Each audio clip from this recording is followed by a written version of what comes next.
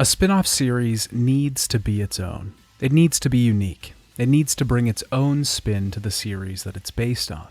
But it needs time to create its own identity, to deliver something new to the audience. Lost Judgment does just that. Originally beginning as a spin-off to the Yakuza series, Judgment has really come into its own with its second entry. It's left a lot of the things that we know about Yakuza games behind to create some new and interesting mechanics, characters, and stories.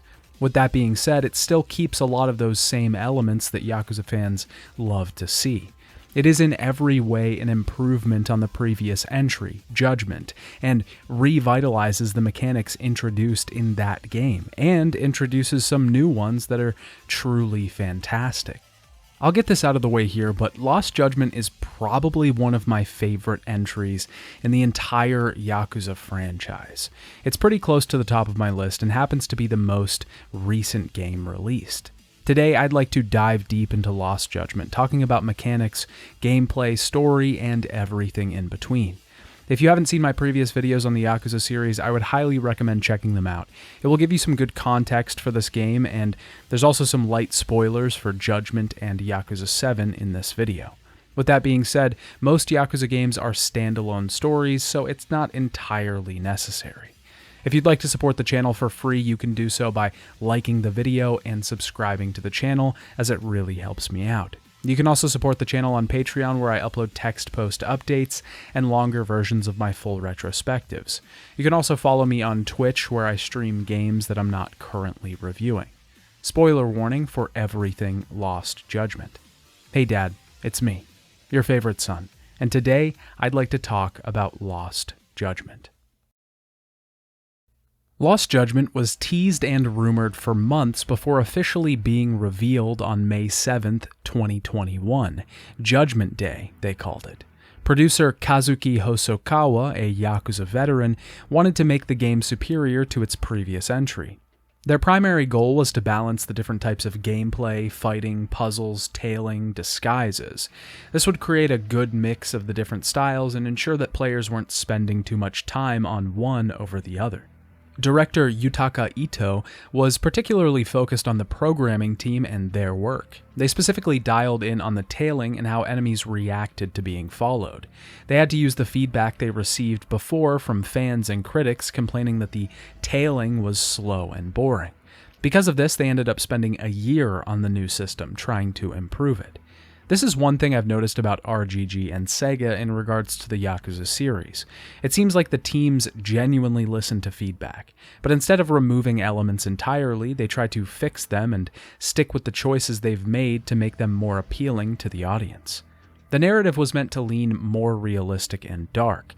The team decided to include a new area, the school, to balance these elements and provide some relief to the new tone.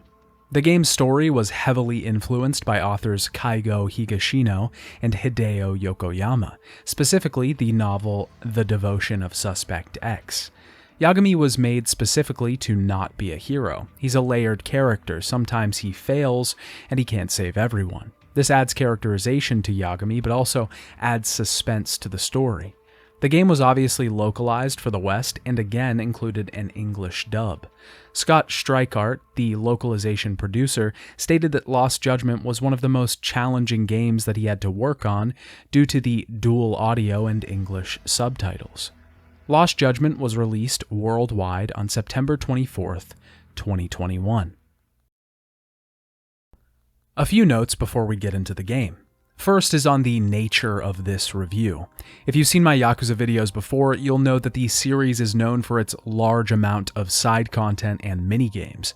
Because of this, I'll first talk about the story, mechanics, and gameplay, charting my playthrough of the game and my impressions. After that, I'll go back to talk about the distractions that Lost Judgment presents. Second is the version of the game I'll be playing. I decided to play the English audio version of Lost Judgment. This is mostly because it works much better for getting footage. There are a lot of people that listen to my videos and also happen to only speak English. Using the English audio for footage enables the people listening to be able to hear cutscenes that are spliced into the video. Third and final note is about the DLC. There's a few DLC packs for Lost Judgment, but the largest is called the Kaito Files. It allows you to play as Yagami's sidekick, ex-Yakuza, and partner, Kaito. I'll be talking about this expansion and its contents at the end of the video before the distractions section, just in case you're wondering. Lost Judgment begins in Yokohama, the city that we became very familiar with in Yakuza 7. City firefighters are responding to a call about smoke in a building. They think it's a prank, but there they find an arrow made of flares leading to a heavily decayed body. In Kamurocho, in present day, we join back up with our two friendly detectives, Yagami and Kaito. They're on a stakeout with a woman named Kaiko. Kaiko thinks she might be getting conned by the guy they're tailing, Kosuke. She's been talking to him on a dating app, but she's fronted over 1.2 million yen for a date they went on. We have to tail him, and we get an introduction into some of the upgrades that Lost Judgment makes in its mechanics. The first is tailing. Most of the upgrades that Lost Judgment makes to its pre-existing systems are subtle, but go a long way to change the flow of the game. Tailing still works like it did previously. We follow an enemy and can't let them leave out of sight for too long. But this time, there aren't any highlighted cover spots. We take cover by just walking up to a spot and stopping. This happens automatically, and it can be a little janky sometimes, but it adds a little more challenge to the system that I don't really think was there before. We have to critically think to find cover spots, not just walk up to a highlighted square. We also have a new button that lets us act casually. We can hold down triangle when we're sighted, which will let Yagami do things like text or tie his shoes to seem like he isn't following the person that he is. This is connected to a meter though, and we can only do this so much per tail, so we should only use it in tight situations. In addition to the upgrades, the tailing system UI just also looks way better. There's also some slight upgrades to the photo taking system that's used for getting intel. We still have to capture a specific set of requirements, but now we have some extra requirements to fulfill for some better rewards. We follow Kosuke and see him talking to some other girl, possibly cheating on Kaiko. Eventually, we get stopped by some goons and have to defeat them before moving on. We tail Kosuke into a Poppo store and catch him taking out a lot of money and eventually trace him to a building we can't get into. We're quickly introduced to a completely new mechanic, climbing. At certain points, we'll need to infiltrate buildings or escape out of windows. Here, we can control Yagami and climb along the concrete playground. We have a grip meter that determines how long we can hold on. I was incredibly psyched to see this included in Lost Judgment. It seems like something that Yagami would constantly have to do, scaling walls or pipes around the city, sneaking in windows and on roofs. It just fits the character and series so well. Also, introducing this type of traversal in Kamurocho is something I've always wanted. Now, don't get me wrong, there are some downsides. This is pretty linear, and we can only use it under specific circumstances within the bounds of missions or side cases. We can't just climb any wall around the city. Here we have to sneak inside the building that Kosuke entered. Inside, some guards spot us and our cover is blown, so we have to beat them down. Next, we're introduced to sneaking. I feel pretty similar to sneaking how I do the climbing. It's a fantastic introduction to the series that fits Yagami's character and the tone of the story that we're playing.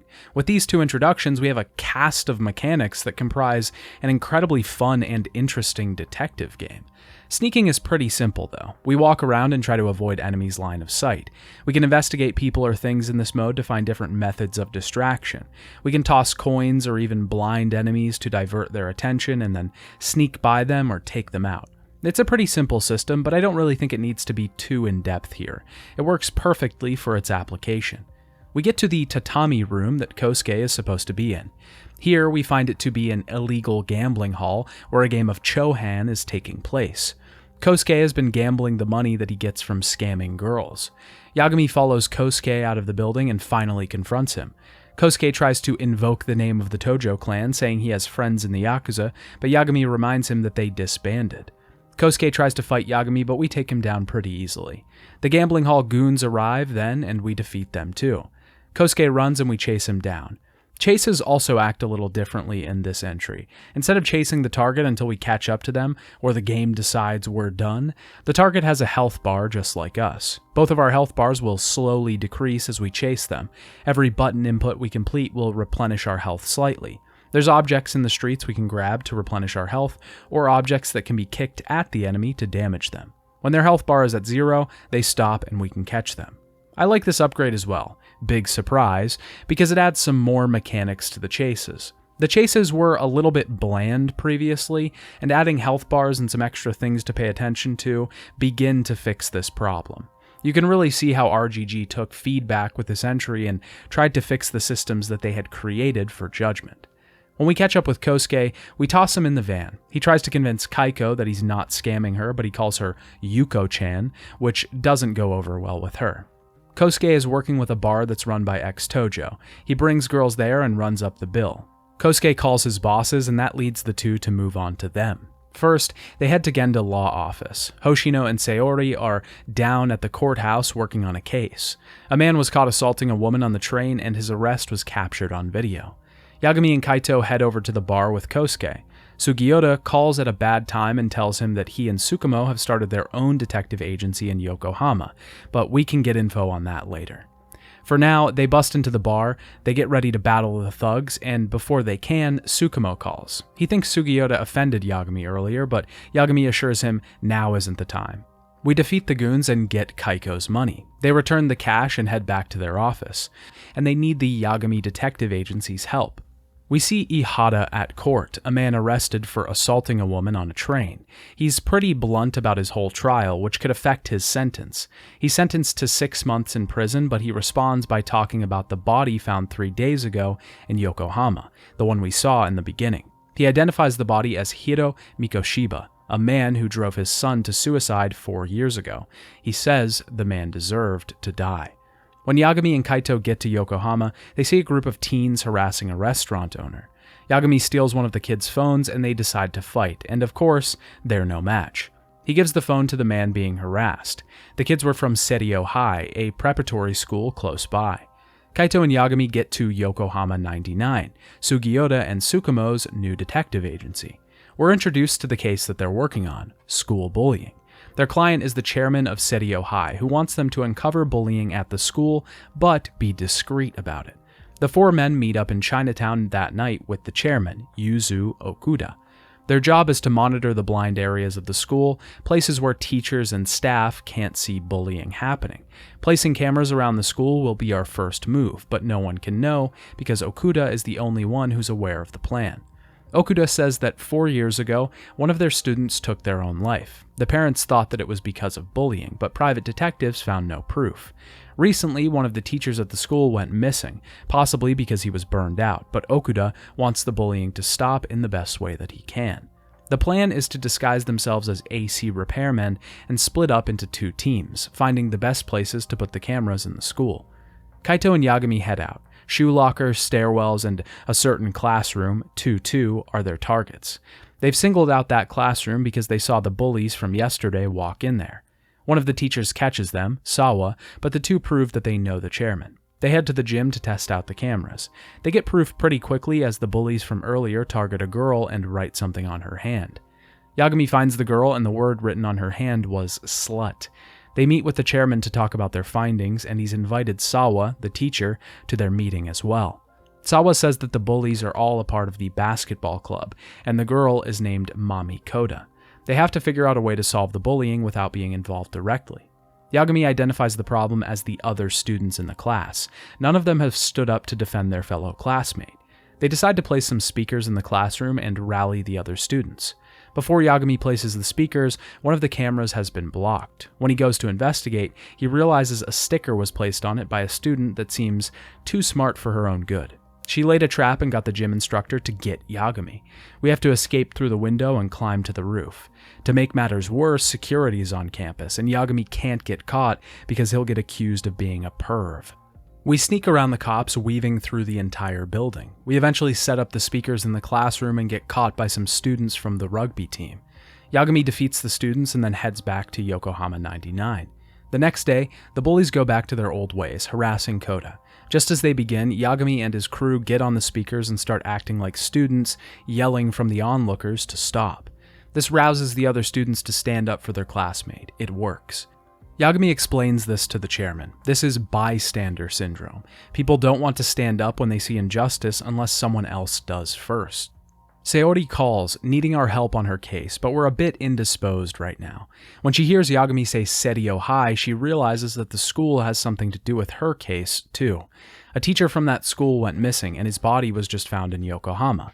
Her client, the train assaulter, was the one to identify him. Ihara was the only one that knew the identity of the teacher, but he had an alibi. He was being arrested around the time when the victim was killed. Sayori thinks he must have been collaborating with someone. Yagami wants to know what the motive was. Apparently, Ihara's son was the one that took his own life at the school, and he blamed the teacher for his son's death. Yagami accepts the case and has to start interviewing people around the school. One thing I really love about Lost Judgment is just how pared down the beginning of the game is. It's kind of odd because we know that there are bigger things going on, but for the first 4 hours of the game, we're just dealing with a bullying case at a school. Now, I know bullying is a serious problem, but compared to the previous game where we were investigating a serial killer and a grand conspiracy, the school drama is pretty pared back. It's also a type of subversion of expectations. It reminds me a lot of the beginning of Yakuza 3, dealing with the kids at the orphanage for hours. It's not the first in the franchise to do it, but Lost Judgment tries again to change the classical idea of a badass or a strong, masculine dude.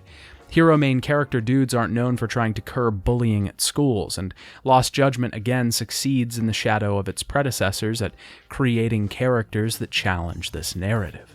We get some more information from Sayori. Ihara was a police officer for Tokyo Metropolitan. Ihara and his wife were separated, living in different cities for work. His son, Toshiro, took his own life and they split for good. Ihara tried to sue the school but lost. He still holds Mikoshiba, the man whose body was found, responsible. Ihara still says that he's innocent of the crime on the train, even though there were witnesses, evidence, and trace elements of the woman's underwear on his hands. Yagami has to be careful when getting information from the school. No one can know that Mikoshiba is dead because the information hasn't gone public yet. They have 13 days to find out what happened before Ihara is sentenced in his trial. Yagami questions the chairman about Mikoshiba, who says that he suspected Mikoshiba had some sort of involvement in Toshiro's death 4 years ago. Yagami wonders to himself why the chairman would be starting this secret investigation. It doesn't add up. Okuda says that he wanted to get ahead of the situation, and with Ihara's case in the public, he didn't want people to worry or talk about Mikoshiba. Sawa might have more information on him though, so we go talk to her. She's not in her office, but we take a look at the picture on her desk of Sawa when she was younger. There's a hidden picture of a Serio student, but Yagami doesn't want to dig around in her business just yet. Sawa shows up and says that there wasn't anything suspicious about Mikoshiba before he disappeared. The rumors about him being a bully when he was younger are untrue. He was a model student. We do get a new lead in that he spent a lot of time with the basketball club as he was a former member. Yagami finds Kota in the gym, the girl that was being bullied before. He gets hit in the head with a basketball and the club doesn't want to talk to him, just fight. We defeat the students and Sawa catches them mid-hostilities. Sawa is furious and wants Yagami gone. Yagami calls the chairman, who agrees with Sawa and thinks that Yagami is going to have to leave or their investigation will be blown open. The only way Yagami could stay around is if he became a consultant for one of the clubs, but they're all full of leaders at this point. Yagami is heading through the halls and finds the girl that was accusing him of being a pervert when she found one of the cameras. She's the head of the MRC, the Mystery Research Club at Serio High. Her name is Amasawa, and she's honestly just like a young Yagami, using information and deduction to get to the bottom of things. Yagami offers to become the MRC advisor if she'll stop accusing him of being a pervert. She wants to test him first with a case. We find out the MRC isn't exactly one of the biggest clubs in the school. It's really just Amasawa and her brother, who is just their muscle. We learn that Yagami's test is to find the truth in a rumor running around the school. One of the members of the dance club is accused of being a sugar baby and scamming older men out of money. At the dance club, Yagami gets roped into helping that club out as well, trying to infiltrate it to find out the truth. We're introduced to the first club in a huge piece of side content called School Stories. We'll talk about this pretty in-depth in the distractions section, and I'll spoil it for you now. It's one of my favorite pieces of side content in a Yakuza game ever. Amasawa says that Yagami passed the test, and he's now formally brought on as the MRC's advisor, allowed to continue his investigation around the school. Yagami talks to the basketball team about Miko Shiba. Apparently, he was very involved in their practices and took a specific liking to Kota. This is why she's become a target for bullying, because the students thought there was a relationship there. He realizes that the students from Class 2-2 aren't there, and neither is Kota. Kota is being bullied again, and Yagami puts a stop to it. Kota thanks him for sticking up for her again. Kota wants to quit the basketball club, and Yagami gives her some reassurance that if it's her dream, she can find ways to play basketball outside of the club. Akane approaches Yagami and tells him that the bully group wants to help out now, having a change of heart. He goes to meet them and realizes it's a trap. Their leader says he has connections with the Yokohama Liumang, and Yagami has to take the group down. The two tell him that Miko Shiba trained the basketball team very hard. The students were united in their bullying of Kota.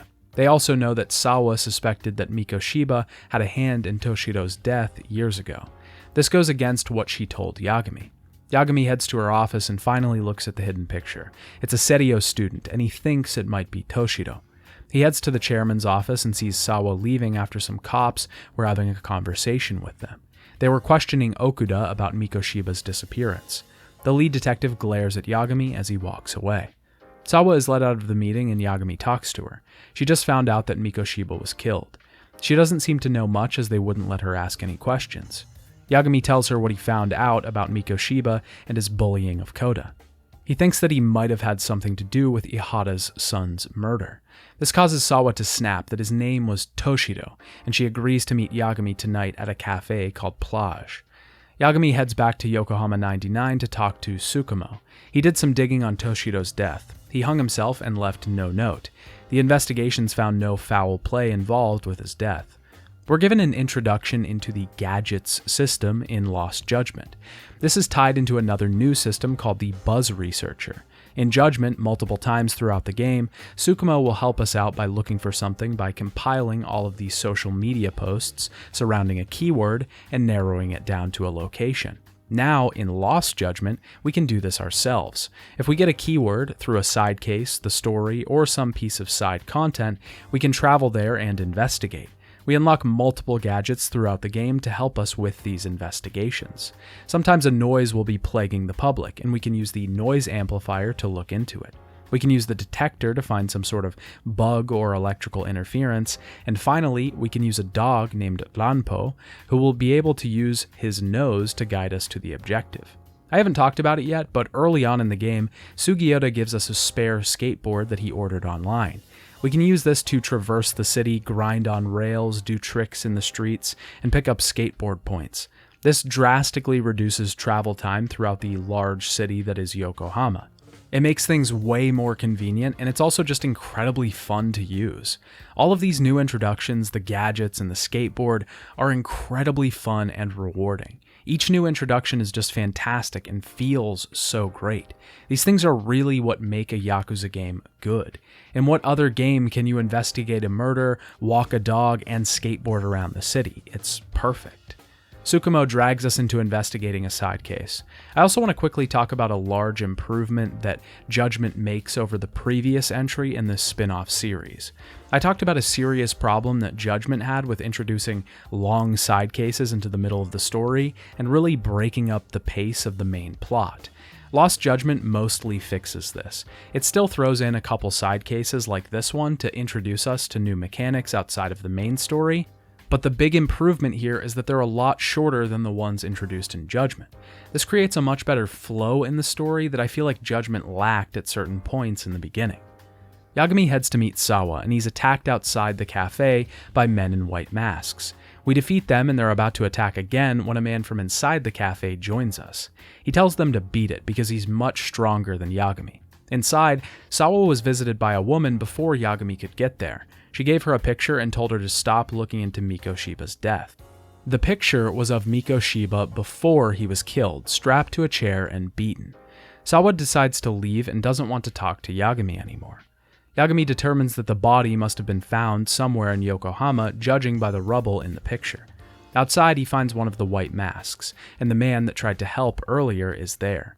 The mask belongs to the Liumang, who Yagami doesn't know, but we're very familiar with. The man introduces himself as Jin Kuwana, a handyman. Kawana views Yagami as competition, and the two eventually come to blows. This is our first real, serious fight of Lost Judgment, so it's probably fitting that we talk about the changes to combat in this entry. Lost Judgment's combat system mostly functions the same as previous. We still have our stances, Tiger and Crane mostly being used for dealing with crowds, and Tiger being used to focus on single target combat. These stances mostly function the same, except that we've lost some skills. Certain things like being able to attack after jumping from a wall, which was available at the beginning of Judgment, isn't available without unlocking it in Lost Judgment. There's also a ton more skills to unlock in this entry, the system favoring more small upgrades rather than a smaller amount of bigger upgrades. We're also introduced to a new stance in this entry, the Snake Style. This one describes itself as being about mercy. It's mostly about avoiding and deflecting attacks rather than dealing huge amounts of damage. Its X actions focus on scaring enemies away rather than beating them to a pulp. It really reminds me of something like Tanimura's fight style from Yakuza 4. We can time our blocks to parry enemies and push them away, leaving them vulnerable. We can also grab enemies that carry weapons to disarm them with a well-timed button press. The Snake Stance functions really well. It's super fun to use and can be really powerful in certain circumstances. I think overall Crane was my favorite in this entry though. You can get a huge speed boost by dodging an enemy in combat, and this can see you laying waste to a huge crowd in seconds. It's incredibly powerful at both single target and multi-target damage. Its X boost power sees us swiping waves across the battlefield and destroying thugs. A huge improvement to the Lost Judgment combat system is Mortal Reversal. Lost Judgment has mostly removed the mortal damage from the previous entry. We can't get mortally wounded, taking out a part of our health bar, but enemies still have mortal attacks in battle. These are just more powerful attacks that do a lot of damage and can stun or make us bleed. It won't permanently affect our health bar, but we still don't want to get hit by it. If we dodge this attack, we can counter by mashing circle and turn the attack on the enemy, doing a ton of damage. In addition to these improvements, Lost Judgment keeps the same flow and level of smoothness that the previous entry contained. It's so incredibly easy to flow into X actions and in and out of stances, weaving from enemy to enemy. It's a fantastic brawler system that works so well and feels amazing to use. Lost Judgment is some of the best combat in any Yakuza game. RGG have really come a long way and perfected the art of brawler combat overall. Kawana is a pretty strong boss. He deals big damage and he's pretty quick. We also have the disadvantage of having a pretty low health bar this early in the game, so it can be hard to manage, but deflecting his attacks and dodging can get us the win. Kaito and Sugiura arrive to break up the fight, and Sugiura already knows Kawana. The four talk in the local park. Kawana says that the Liumang are assassins after Yagami, but they weren't trying very hard, so they must have been hired to intimidate him. There's no way for them to figure out who sent them, and Yagami heads back to the office. Yagami talks to Tsukumo and tells him what he found out with the picture. He thinks that whoever gave Sawa the picture must have known that she was on to Mikoshiba's bullying at the school and wanted her to keep quiet. Yagami decides to stay on the case despite the dangers. That night, the news announced Mikoshiba's death, and the students and facility of Seiryo High find out about their teacher's killing. Yagami is wondering who could have given Sawa the picture and what her involvement in the overall scheme could be. He heads to talk to Sawa again and runs into Koda. The students request that Yagami keep them in the loop on Mikoshiba's murder, because they want to know who did it. Sawa doesn't want to talk to him, so he heads to the crime scene. Before Yagami can find out much, two detectives enter the building and stop him from leaving. Watanabe interrogates him on why he's there.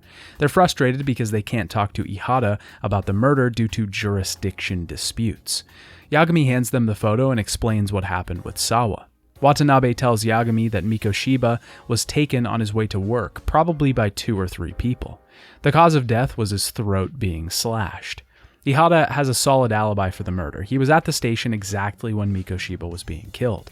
They want Yagami to talk to Ihara so they can get more information. Yagami notices some men looking at them from the bridge. He chases them down and brings one of the men back. Apparently it was a false alarm. They were just curious and looking at the place after they heard about the murder. The man, Akaike, is in town on a class reunion, and he and his friends just got curious. Saori calls Yagami and they set up a time to meet with Ihata. Before that, Yagami heads to Ikebukuro Station to review the scene of the assault. We have to look over the entire station, finding all of the cameras and points of view from where Ihata could be seen as he committed the crime and made his escape. After overlooking a map that Hoshino made of the station, we can see there's a very short blind spot in the cameras, but definitely not enough for Ihata to get away or run and commit a murder real quick. Yagami and Hoshino determine that Ihata must have had accomplices in the murder. Yagami still needs to talk to Sawa because he needs to confirm that Mikoshiba was a bully and had a hand in Toshido's death, providing a motive for his murder. When Sawa insists that she doesn't know anything, Yagami shows her the photo of Toshido that she has hidden. She decides to tell him everything on the roof. Not long after I'd transferred here to teach English. That's when it started. I was trying my best to get acclimated, and I was finally on a first-name basis with everyone. One day, after school, I was out on the roof taking a break, when Toshiro-kun suddenly ran by. I called out to him to ask what was wrong, but he shushed me and kept running. She noticed Toshido being bullied by Mikoshiba. She went to his superior, who was a veteran teacher, but he said they couldn't do anything about it, because so close to graduation, it would cause trouble. But Toshido's money was being stolen. He was being beat up. He was humiliated. Sawa tried to do what she could to stop it, but it wasn't enough, and Toshido took his own life. Sawa confronted Mikoshiba and he denied everything. The investigation was rigged and was basically a farce. The teacher that Sawa went to had interfered with the surveys that went to students and teachers to make it look like there was no evidence for bullying. During Ihata's suit, Sawa was set to testify, but the lawyers got to her and coerced her into staying silent. Sawa witnessed something similar happen when she was in school. A boy was bullied and he threw himself off the roof. Mitsuru was his name, and he's been in a coma for 13 years. Mitsuru's teacher knew about what happened, but he just told the bullies to not overdo it. Sawa eventually breaks down, showing that this guilt has been weighing heavy on her mind, and this is the first time that she's truly opened up about it. Yagami heads back to 99, and Kuwana is hanging out with the boys. Kuwana has decided to help them out in Mikoshiba's case. Yagami reluctantly accepts, even though he doesn't fully trust the guy yet. Tsukumo says that Ihata has found some support online, people who are feeding into the whole story. Just then, rocks are thrown into the windows and we chase down the culprits, some masked Liumang. We find the man and he reveals his face. He's called Tesso and he's a candidate officer for the Liumang. He wasn't paid to kill Yagami, but he still wants to fight him. This fight with Tesso isn't that hard, but he's pretty strong. His claw attacks do a ton of damage. Lost Judgment also makes a little change to quick-time events in this entry. In some boss battles, we'll have a staged quick-time event, which requires us to press multiple buttons in a certain period, slightly upgrading that classic Yakuza formula. We fight our way out of Liumang territory, and Tesso won't tell us who hired him. Regardless, we're banned from Yokohama, but I don't really think Yagami is going to listen to that order. Back at 99, Sugiyoda has been beaten up and Tsukumo has had his pinky broken. The other Liumang broke in while they were gone and gave them secret pictures they'd taken of Yagami. They once again warned the men to stay out of the city. Looking at the security cameras, the men that arrived weren't the normal Liumang. They were dressed in strange blue clown masks. The masked men must have been accomplices of Ihata's, but they aren't sure who it is. Kuwana decides to lay low and leave the group for a while because it's getting a little dangerous. Yagami and Kaito head back to Kamurocho to talk to Ihata. In the city, they see some thugs surveying the people and looking for a man. A guy went missing 5 years ago, a manager of a girls' bar. When Yagami and Kaito question the thugs, they get riled up and we have to fight. After the battle, Daimu Akatsu, a former Yakuza that Kaito knows, approaches them. Apparently Soma, another ex-Yakuza in town, got a job to look for the man in the picture. Soma runs a new gang called RK, full of new thugs and a lot of ex-Yakuza who have nowhere to go after the Tojo disbanded. The two head back to Genda Law, and Saori is waiting for Yagami. Ihata is still playing coy and says he knew of Mikoshiba's body because of a dream. Ihata says that he knew Mikoshiba was involved in his son's bullying, but he doesn't want an appeal for the assault case because he's guilty. Ihata does some more passionate posturing about Mikoshiba and vengeance. Yagami wants to know who Ihata's accomplices are, but he won't talk and leaves. When Yagami gets back to the office, Kaito shows him a video released online. It's of Mikoshiba's murder. It's pretty brutal, as a man in a white mask slashes his throat and then reveals his face to the camera. It's Ihata. This throws the whole case into question, because now it really doesn't make sense that Ihata was on the train when this was happening. Yagami wonders whether the footage could be a deepfake, but Tsukumo says there's no signs of that. The murderers had to have posted this for some reason, but the group can't come to any conclusions just yet.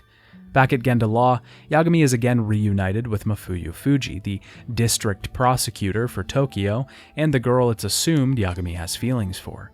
She's there to talk to Yagami about the video. The prosecutor's office is freaking out about the video because this would mean they have the wrong conviction for Ihata, and it would also be a huge embarrassment. They're looking at dropping the case, and they're considering the video falsified evidence at this point. Ihata has really committed the perfect crime and has made the justice system look like a joke, but Yagami and Co. don't want to let that happen. Yagami wants to speak with Ihata, but he isn't talking to anyone at this point. Sayori thinks that the assault or the video must be a fake. They both can't be real. Yagami determines that there's a small window of time where Ihata could have been swapped out for someone, and they have to talk to Mamiya, the woman that was assaulted, to ask if she saw anything else. Before that, Kaito and Yagami head out to get some grub. They're being followed by the RK and have some battles with them. They eventually decide to go to the headquarters to confront them so they can get them off their back. Kaito is the only one allowed inside, so Yagami has to sneak in. He knocks out a bartender and disguises himself as the staff. He gets in close and overhears Akutsu trying to get Kaito to join their ranks. Kaito denies, obviously, and Yagami steps in, having to do battle with waves of their goons. We have to fight a ton of these guys at once, and it's not a very easy battle. I wasn't very well stocked up on healing items at this point, so dealing with 3 waves of pretty strong enemies wasn't the easiest challenge so far. When we defeat the goons, Soma, the leader of RK, steps out of the shadows. He has a dust allergy, causing him to keep a handkerchief with him at all times.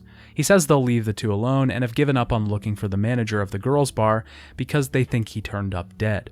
Yagami heads to meet Sayori at Mamiya's house to question her about the assault. Mamiya is clearly distressed when they show up to talk to her, but Yagami convinces her to let them briefly question her about the assault. Mamiya goes over the story again, and Yagami shows her the video, telling her that either the video is fake or her story is fake. But since she's being honest, the video must have been faked somehow. They decide to leave and return to the law office. They go over trying to discern the poster's identity. It must have been Ihata's accomplices that uploaded the video, to make the justice system look like a farce. Maybe Ihata is still mad about the courts not finding anything when looking into his son's death. Yagami points out that Ihata could have swapped out with a body double or another person in the blind spot at the train station.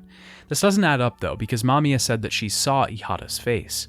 Then Yagami posits his theory, that Mamiya was in on the plan as well. Another person was on the train with her and they switched him out with Ihata in the blind spot, and then she identified the real Ihata so that he could get arrested and have an alibi for the murder. The why is still the big question here. Maybe Mamiya is being blackmailed. Maybe she was promised something by Ihata. There's not a connection between them until Sayori looks up her background. She's 30 years old and went to Kurokawa Academy. Yagami realizes that Sawa was wearing the same uniform in her school picture, and the men outside of the crime scene went to Kurokawa Academy as well. It's a weak connection, but it's still a lead. One big difference in Upgrade and Lost Judgment is its story. Judgment and its sequel both share a large tone and style in that of a detective tale. One big factor that makes a really great crime and mystery story is being able to walk along with the characters and try to figure out the story as it unfolds. It has to be intriguing but also complex enough that it's not incredibly easy to solve right from the get-go. You don't want to have a mystery where the audience knows who the killer is as soon as they start. But you also don't want your audience to get lost and not see any sort of twist coming at all. It's a delicate balance, and while I do think that Judgment's story was fantastic, I think that it leaned more towards the side of being a bit lost in the tale. It didn't feel like you could have seen a lot of the twists coming. On the other side, I feel like Lost Judgment leads the player along with the story. The story is one that naturally allows and encourages you to try and solve the mystery with the characters. This creates more immersion and a level of involvement in the story that I don't think the previous entry had. We feel like, just by playing the game, that we are a part of the detective group and trying to solve things as well. Yagami goes over all the information that we know so far. Unfortunately, the only connection between everything is Sawa herself. He doesn't want her to be responsible for all of this, but he has to question her again. Hoshino finds out about the attempted suicide at the school Sawa went to, but he also finds something more. The student, Mitsuru, is the son of Reiko Kusumoto, the vice minister of the Ministry of Health. Yagami thinks that since Mamiya and Sawa saw the consequences of bullying as a child, this left them open to being persuaded by Ihara into helping him with the murder. Yagami and Kaito head back to Yokohama, but they notice that RK has moved to this city as well. Sawa doesn't say much, but knew Mamiya at school. She went by a different surname then, that of Suzuki. Sawa says that she hung out with a different crowd and gets out of the conversation quickly when someone calls her for a staff meeting. Outside, Sayori calls and gives Yagami some new info. Kawai, the man that led Mitsuru's bullying, was proud of it. He eventually became somewhat of a yakuza in Kamurocho. She sends Yagami a picture, and it's the same man that RK were looking into. This is odd because another man linked to bullying has disappeared and is supposedly dead. We're now playing Sayori again as she heads out to talk to Masuda and Mari at Tender about the RK members in Kamurocho. Mari is suggesting that she dress up and try to lure out some of the RK. We have another segment where we have to give Sayori a makeover and walk the streets. Sayori questions one of the members about Kawai, and he says that Kawai was confronted by some old acquaintances and thrown into a van. They start to grab her after they realize she knows too much, but Higashi steps in and saves her. Sayori calls Yagami and fills him in, and Yagami heads to talk to Sawa again, but she's gone. Her apartment was ransacked and she rushed home. Yagami gets her address from the chairman, thinking she might be in danger, and heads over. Yagami knocks on her door, but no one answers, and Kuwana shows up. The two wonder what the other are doing here, and we see Soma watching them, declaring his plan a success. He sends Akutsu in to attack. The two men don't get time to talk before Akutsu and his men rush in. They say they're there for Kuwana, but Yagami thinks Sawa must have something to do with this. We have to fight Akutsu and his goons. He's a bigger challenge than the others we've fought so far. He's strong and powerful, he also grabs, and his attacks eviscerate our health. Akutsu tries to get Yagami out of this, and Sawa peeks out of the door, telling him she'll call the police. Kuwana makes a run for it, and Akutsu heads after him. We have to defeat the leftover RK members. Yagami asks Sawa how she knows Kuwana before he leaves, heading after the man. We fight multiple groups of RK as we head down the apartment complex. Eventually, we find Kuwana cornered by Akutsu. The two of them fight Akutsu again, who's a bit more charged up this time. Halfway through the battle, Kuwana ditches us and makes a run for it. After we defeat Akutsu, he pulls out his phone and shows us Soma holding an ice pick to Sawa. He got inside. Yagami can't get any answers before he's knocked out. They toss Yagami's phone and take him in. He wakes up in an old warehouse with the RK looking at him. Soma starts questioning Yagami about his relationship with Sawa. He tells him that they're colleagues. Soma says that his business isn't with her, though. He asks how he knows Kuwana, and Yagami tells him he knows him as a handyman. Soma then tells him that Kuwana's real name is Kitakata. Yagami tells him that he doesn't know where Kuwana, or Kitakata, whatever his name is, went. The RK members begin to torture Yagami, beating him within an inch of his life. They eventually take a video of Yagami before Akutsu is about to cut him up with a chainsaw, but the gang arrives just in time. Intestines on the fucking floor!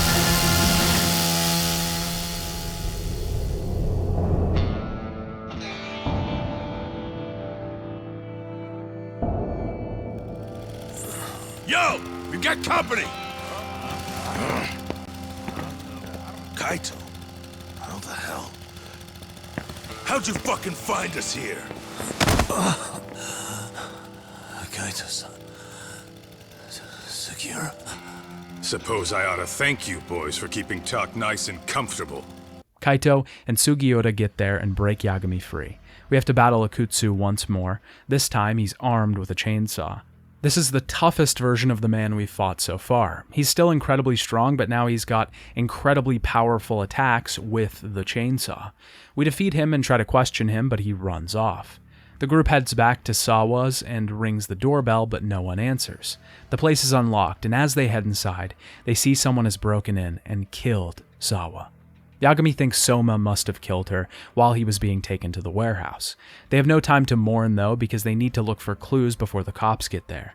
It looks like Sawa was killed with a small wound to the back of the neck, probably Soma's ice pick. They find a yearbook on her shelf, and they decide they need to take it back to the 99.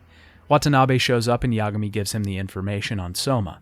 The next day, the students are being informed of Sawa's death. Amasawa tries to help Yagami out with the case, but he tells her it's way too dangerous. The chairman is in deep mourning over Sawa. He begs Yagami to solve the case and find out who did this, to which Yagami, of course, promises he will. Yagami checks in on Class 2-2. A lot of them are distraught at the news, and one of the bullies even apologizes to Kota, possibly realizing the futility of all of this. Back at the 99, the group goes over the information so far. It seems like RK's real goal was to get Kuwana, and they lured him there by using Sawa, but they don't know the connection between the two, so that's the next lead. Kaito found out Kuwana's address, and he and Yagami head there. Inside his shack, it seems someone else has already made their way in. The place has been invaded, and it doesn't seem like Kuwana made it back after the other night. Yagami finds a cigarette pack with a USB stick inside. Outside, some RK goons are waiting. After we defeat the thugs, they say they don't know where Soma or Akutsu is. The two determine that the RK are just pawns, probably working for someone higher up, who wanted Kuwana and had Sawa killed as an innocent bystander. Before they head back to 99, an older couple talk to Yagami and Kaito. The couple run a restaurant and say that Kuwana has lived beside them for 10 years. His uncle owns a bar in the city and is an ex-Yakuza. The place is called Siren in Chinatown, and the two head there. There, the place is empty, and Yagami gets a call. It's a trap, and Soma steps out, stabbing Kaito in the shoulder with an ice pick. Soma stabs Kaito again in the gut, and Yagami attacks. Soma tells Yagami RK's true name. It stands for Red Knife. Soma says that Sawa knew too much and had to die. We have to fight Soma here, armed with a knife. He's a different challenge than the others because he's quick, and his attacks are punishing if we don't dodge them. Just as we defeat Soma, he gets the upper hand. He's interrupted by a call to the bar. It's the owner, and he tells Soma he was tipped off by Kuwana.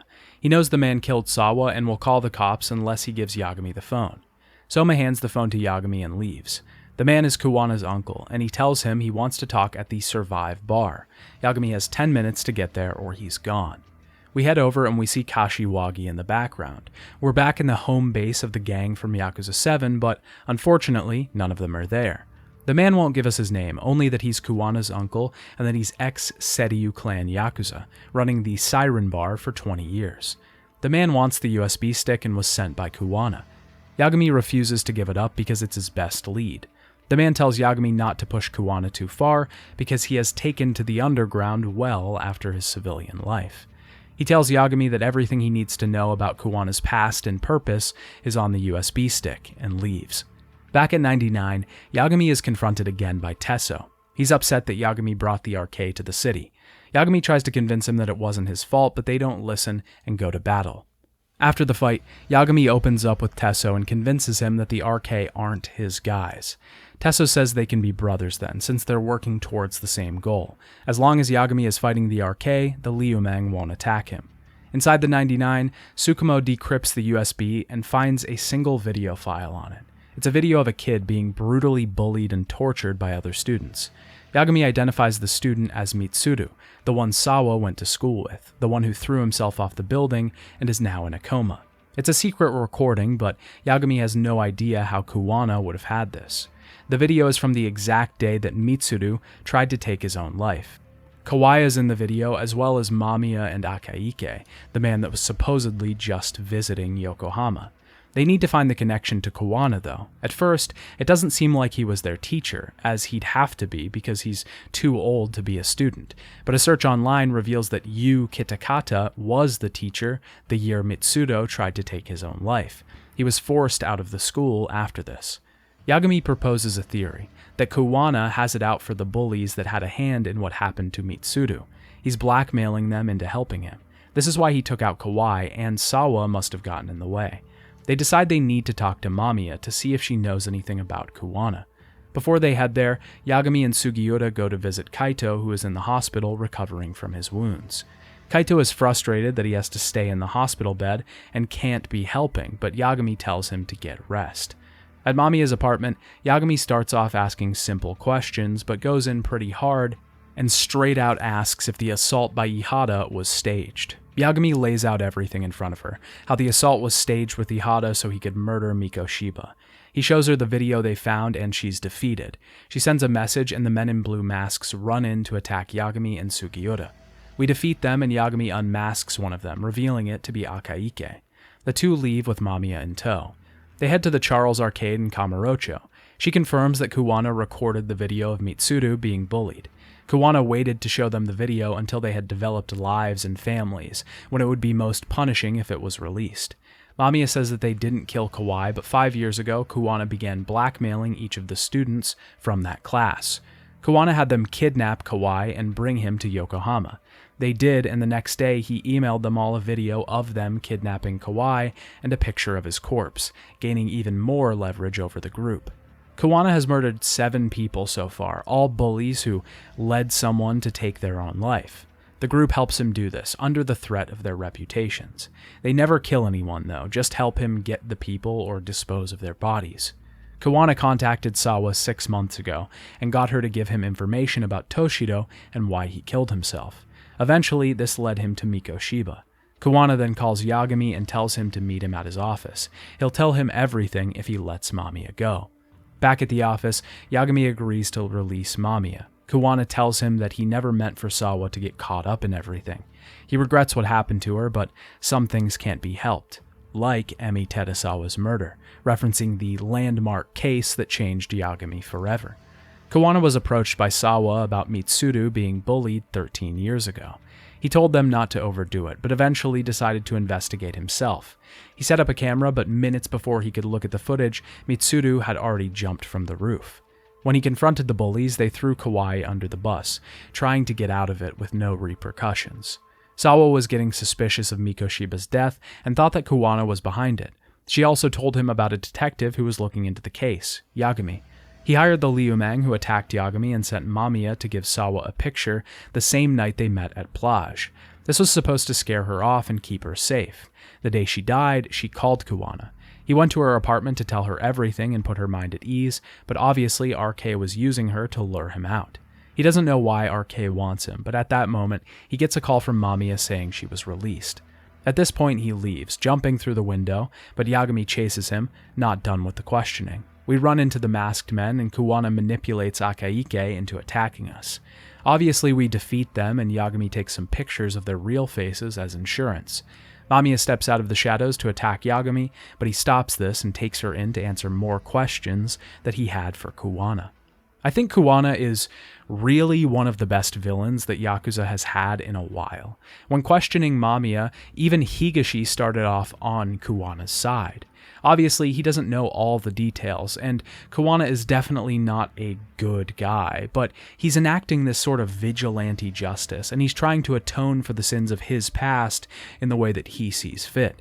It's definitely not the right way to go about it, especially in a world like Judgment or Yakuza, where our heroes and characters are the pinnacle of morality. But there's a part of us that can completely understand why Kuwana is going about things in this way, and why he's taking this harsh stance on bullying.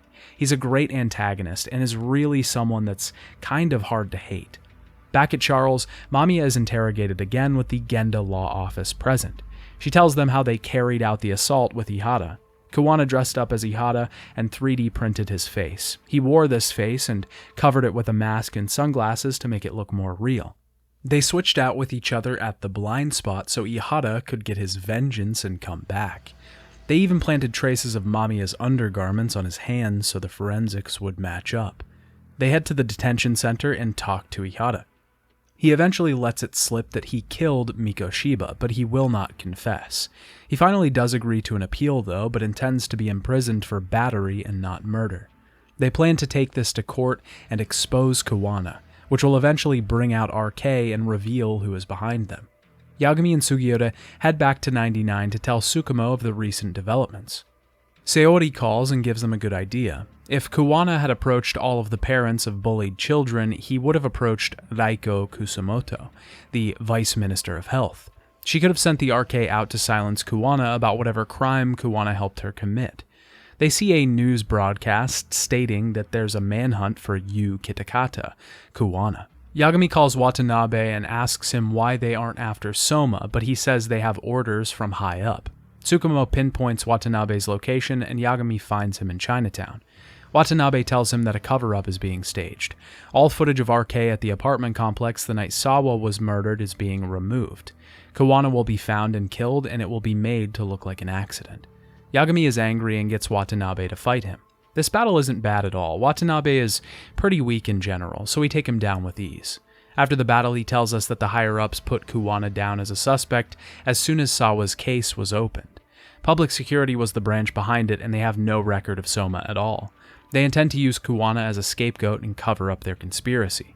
Watanabe gets a call telling him that Kuwana is in Yokohama at the Komi Jewels place of business. Watanabe tells Yagami to warn him and leaves. We have to track him down, but the police are already on to the tip. We have to sneak past police lines inside the destroyed building of the Komi Jewel. We defeat tons of RK along the way and eventually find the Komi Jewel themselves. They were hired to spread the false rumor that Kuwana was with them. They did this to see who Kuwana's enemies were, but Yagami and Co. are cleared to speak to Kuwana, who is currently with Tesso. The two head to the Liumang and find Kuwana and Tesso. Yagami tells him that public security is trying to kill him. Kuwana tells them that Kusamoto was the one to kill Kawai, getting revenge for her son's lifelong coma. Kuwana doesn't want to turn himself in, even though he feels bad for what happened to Sawa. If he gets turned in, they could go after Kusamoto, who doesn't deserve punishment for killing the man that tormented her son. Yagami and Kuwana eventually come to blows over a disagreement. Kuwana is ridiculously fast, like insanely inhuman fast. We can still hit him though, as he won't dodge every single attack. He's got a lot of health as well, but we can overwhelm him pretty easily. This fight ends in a hilarious way. We think it's this epic battle, but then Sugiura and Tesso are just watching from the sidelines, wondering how long this will go on. How long has this been going now? I lost track. Call it? Nah. They're gonna tire out eventually. Beating the shit out of each other is the way some people communicate. I can see that. The two convince the men to stop, and they head to the restaurant. We get a quick cameo appearance from Zhao, who is making food for the group. Tesso is very particular, making sure the group comments on how good Zhao's food is. Yagami and Kuwama decide to have a truce, to figure out if public security is behind RK. They're going to call Kusamoto and see who shows up. The only people that would be able to trace the location that quickly would be them. Kuwana calls, his true location untraceable as the group are using 2 burner phones. He tells Kusamoto that he's a suspect in Sawa's murder. Apparently she was the only one to visit Mitsuru. Yagami then sees cars pulling up to the site, revealing that public security is involved. The RK goons attack and we defeat them. Their orders were to catch Kuwana alive. Kusamoto is then visited by a man named Hidemi Bando. He shows her a picture of Kawai, asking if she knows what happened to the man. Tsukumo finds out the location of Kusamoto's hospital. Yagami plans to convince her to turn herself in. Even though this would be bad for Kuwana, it would enable the police to look for the real killer since they don't have to chase Kuwana and protect the RK. Yagami and Sugiura show up as cab drivers and take Kusamoto in the car. There's a big conspiracy going on to protect the pension fund of 160 trillion yen under the health ministry's jurisdiction. Yagami tries to convince her to turn herself in, but she holds no remorse for killing Kawai. Yagami tells her that because of her actions, an innocent, Sawa, was killed. He gives her his phone number in case she changes her mind. Yagami meets with Kuwana to reveal the meeting. He's angry and says there's no evidence against Kusamoto anyways, but Yagami remembers Mamiya saying that Kawai's corpse is being kept somewhere. Kuwana sends Yagami a recorded confession of Sawa admitting guilt, feeling bad for Mitsuru's suicide attempt. Kuwana doesn't want to kill the bullies, but this is the only way for the law to see how their system doesn't work. Yagami vows to stop him, and Sayori calls, telling Yagami the prosecution in Hihara's case wants to speak with them off the record. Yagami tells them all about what happened and how the assault was staged, how Ihara's goal is to make the justice system look like a joke. Takano tells Yagami that they can't use the evidence of the murder video in court because they can't prove its validity. Bando is there as well, and he tells Yagami to turn Kuwana in to prevent more people being killed. Sayori decides to help again by luring out Ikutsu, who is back in Kamurocho. She heads back to Queen Rouge and she starts working as a hostess again. Sayori's performance earns her a bonus and she's taken to the RK hideout. Akutsu knows who she is, though, and Yagami, Higashi, and Kaito, now recovered, arrive to save her. We have to fight Akutsu one more time, and at this point, the fight is just a joke because we've done it so many times. Akutsu doesn't know where Soma is, but says that he has an odd amount of intuition. He was the first to leave the Tojo because he knew it was going to fall. He didn't know that the RK were associated with public security, and Yagami realizes that Soma might be an undercover agent for them. Akutsu freaks out at this information, and 2 police officers arrive, shooting Akutsu dead before leaving. The group decides they need to contact Higashi, who might have more information on Soma and his time in the Yakuza. He says that Akutsu and Soma were higher-ups in the Nikio Consortium, which is a hell of a throwback to Yakuza 0. He gives them the location of Irie, a former president of the consortium who spends his time in Earth Angel. Irie says that Soma was scouted to be a lieutenant. He was a good Yakuza, but they didn't know his background. A lot of Yakuza went down different paths when the Tojo fell through. Some led normal lives, some went underground, some joined the RK, but most joined Daigo's security firm. Finally, he tells us to head to the Senryo Ave building, a gambling hall run by Roppongi that RK is about to raid. We arrive just in time to make our way through the building, fighting RK members, scaling the walls, and saving Kosuke, who's about to be beat up. If you don't remember, this is the guy from the beginning of the game that we tailed. We jump over to Kusumoto, who calls Bando in. She tells him everything that she did and plans to call Yagami. Before Bando can try to convince her, Mitsuru wakes up from his coma. Kosuke didn't see Soma when the raid happened, but he heard someone say he was in Yokohama. The next day, Yagami arrives at 99. Kuwana calls and says that he'll send someone to pick him up at Sawa's apartment later for a meeting. At the Liumang hideout, Tesso was assaulted and some of his members were killed. It was the RK, but he gives Yagami access to a passage that will lose anyone on his tail. Yagami is taken to a ship to meet with Kuwana. Yagami tries to convince Kuwana to let him reveal everything at Ihata's trial, but he doesn't want to betray Kusumoto, not knowing that she wants to turn herself in. Kuwana tells Yagami of his righteousness in his quest to stop these bullies forever. He won't quit, and he'll live with Mitsuru's death on his hands forever. He gives Yagami a pendant with a message to Ihata that he has to get his justice alone. Soma arrives with RK just then and kills Akaike. Kuwana thinks Kusumoto must have sold him out. We have to defeat RK goons on the boat, and Kuwana says that his escape route is only for one, as he detonates a bomb on the boat and Yagami is ejected from the ship.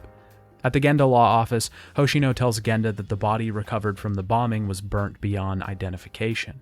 Mitsuru is awake and Yagami is visiting Reiko Kusumoto.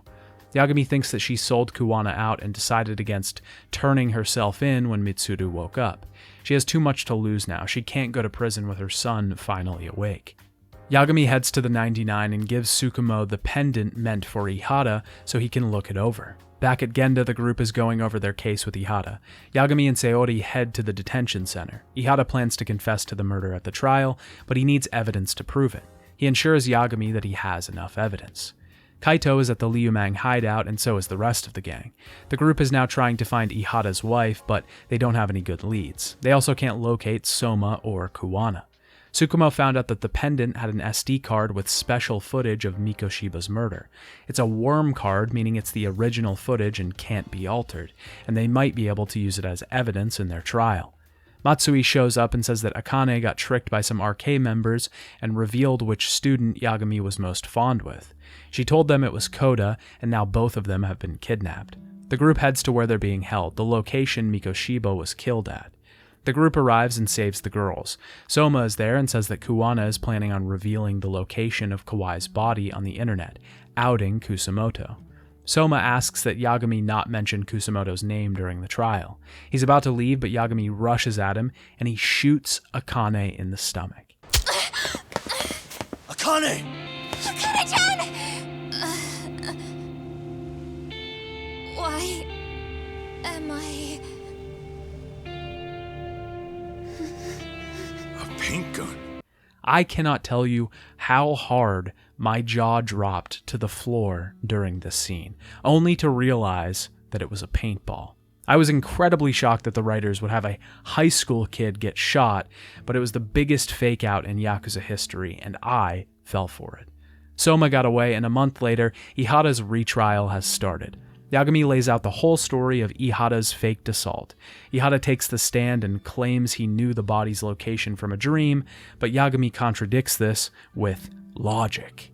Yagami continues to go through the evidence and eventually pulls up Sawa's recorded call of her admittance to knowing about Toshido's bullying. Ihata eventually confesses to the murder and says he has the murder weapon. The court adjourns until the weapon can be found. Takano says they found the murder weapon and Kusamoto approaches Yagami. She says that Kuwana has called her from a phone in Yokohama. He's with Kawai's body and knows he'll be traced. He's accepted his fate. Yagami and the group head to the warehouse where Kawai's body is stored. The police try to detain the group, but Watanabe, Sakurai, the kids from the school, and Tesso all show up to get them free. We get to the warehouse and have to fight a massive group of guys. This is probably one of the largest groups we've fought since Yakuza 5. Swarms and swarms of RK members with small mini-bosses peppered throughout. It feels good to be able to take down huge swaths of enemies again all at once. As they travel through the warehouse, Kuwana calls them and tells Yagami that he released a picture of the body to lure Soma in and capture him. He wants Yagami's help one more time in capturing the man. The RK members find the body and Kuwana tries to kill Soma. We have to battle the man who is incredibly strong and fast. On top of that, he has tons and tons of RK thugs at his disposal. Halfway through the battle, he runs to a freezer where he regains all of his health and then some. We fight him one-on-one and defeat him. Yagami chokes him out and tells him when he wakes up, he'll be arrested and left to rot in jail. Kuwana reveals that he had a backup plan. If Kawai's body was pulled far enough out of the freezer, a bomb would detonate. Yagami wants to get justice for Sawa, and Kuwana wants Kusamoto to remain unharmed and unhumiliated. These obviously don't line up. The two might cross over when it comes to some people, like Soma, but ultimately, they're forever at odds, morally. Our final fight of the game is Kuwana, who has even more health and is even faster now. He's strong, but dodging his attacks and mortal reversing him when we can will get us the win. Kusamoto arrives and tells Kuwana that she's decided to turn herself in after seeing Kawai's body. She realized that she caused Sawa's death and doesn't want to have Kuwana carry the burden of this murder for her anymore. Kuwana breaks down in tears, finally seeing what he's done. She calls her son and tells him that she's going to be gone for a while. Takano and Mafuyu head to arrest Bando, now with evidence of RK killing Sawa and with Soma in custody. Ihata and Kusamoto are both arrested for their respective murders, but Kuwana is still missing. The group is at the Yagami Detective Agency, and Yagami remembers the night in the warehouse. He let Kuwana go, because if public security found him, they would use him in the cover-up. They also don't have the evidence to convict him on anything. Kuwana vows to continue to expose the flaws in the legal system. Yagami says that he'll be there to save the people the law can't, both men taking a different path to the same goal. The law has never been very good about being flexible. The whole system is hollow. It can't judge who needs to be judged. It can't save who needs to be saved. I'll expose that. Every action I take serves that goal. As long as kids like Mitsuru continue to suffer out there, I'll do it for them. Even if it means I have to keep my hands dirty, I don't care. Goodbye.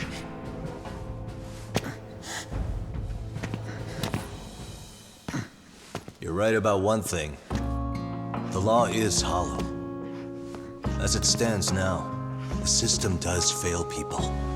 All the same, the law evolves. We have to make it better. But it takes time, and the work is never done. That's why as long as the law lets people fall through the cracks, I'm gonna be there. Except, I won't do it anything like you. Some students are being bullied in the city, and the bullies from Class 2-2 stand up to them. A news report announces that an anonymous tip has revealed the location of 5 bodies, 5 bullies that led victims to take their own lives. We hear this as we watch Kuwana limp out of the warehouse. Lost Judgment's story is easily one of the best in the entire Yakuza series. Its mystery plot is easy to follow, but also complex enough that you feel yourself getting lost in it. There are so many threads, and along the way, you're trying to solve the mystery yourself. The game employs you as a junior detective in the story, an unpaid internship that is incredibly fun and rewarding. The characters are also some of the best in the series. Kuwana is one of my favorite villains, mostly because I don't even know if I can call him a villain. He's more of an anti-hero or a vigilante.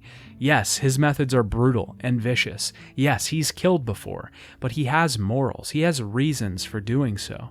There's a comparison here to some comic book character that might lend credence to my argument, but I think it would only take away from the breadth of his character. The juxtaposition between him and Yagami is something special too. They're both men that are haunted by their pasts.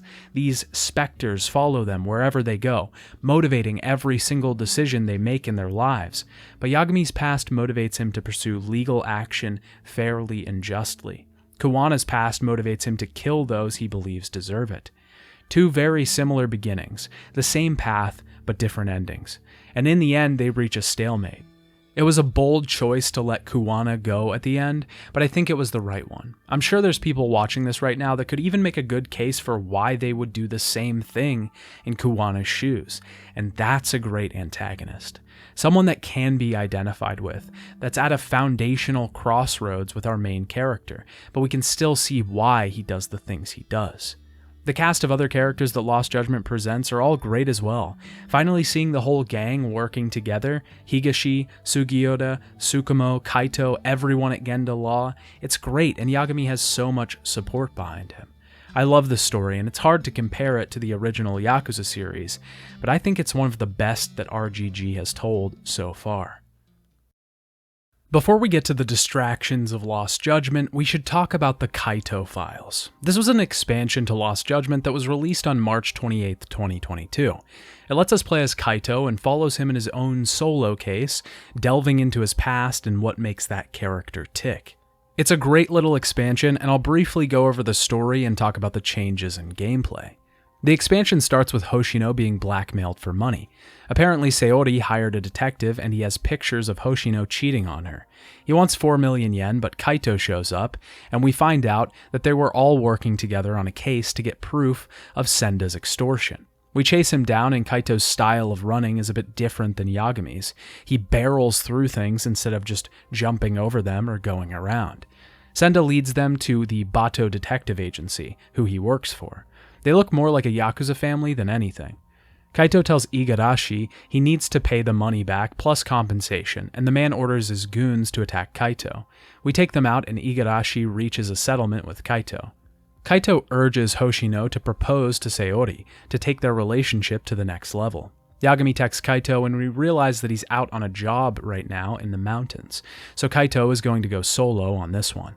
Kaito calls his friends to go out drinking with him, but each one of them are busy. He heads to Tender alone. As Kaito, we still have access to most of the gadgets that Yagami does, meaning we can track down sounds and smells. But Kaito doesn't have a dog or a noise amplifier to help him out. No, Kaito is a natural beast and has primal hearing and primal sense, which I think is just fucking hilarious. Thinking about Kaito sniffing around the city to find evidence is fantastic. At Tender, the cops are investigating a murder nearby. Kaito sees a shifty guy and heads inside. Masuda and Mari tell him a young executive was murdered, and a few days ago, a CEO. Mari starts talking to Kaito about his past, and he doesn't want to reveal info about his previous longtime girlfriend. She tells him that a CEO is offering a job for 20 million yen. Kyoya Sadamoto arrives and tells Kaito about the job. He wants him to find his wife, who allegedly took her own life 2 years ago. The corpse found matched her DNA, but someone was seen that looked just like her 1 month ago in Kamurocho. He's willing to pay 2 million yen up front, 20 million for the job finished, and 10 million if his wife is alive. He wants Kaito specifically because he knows the woman. It's Mikiko Sadamoto, Kaito's ex. Kaito flashes back, remembering their breakup. He says he doesn't think Mikiko would take her own life.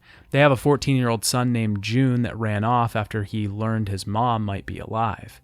Kaito declines the job offer, being too close to the case, and heads to Tender with Higashi. Later, Higashi calls him and tells him about a kid who's been causing trouble at his arcade. Kaito sees the kid protecting a female employee that's being harassed.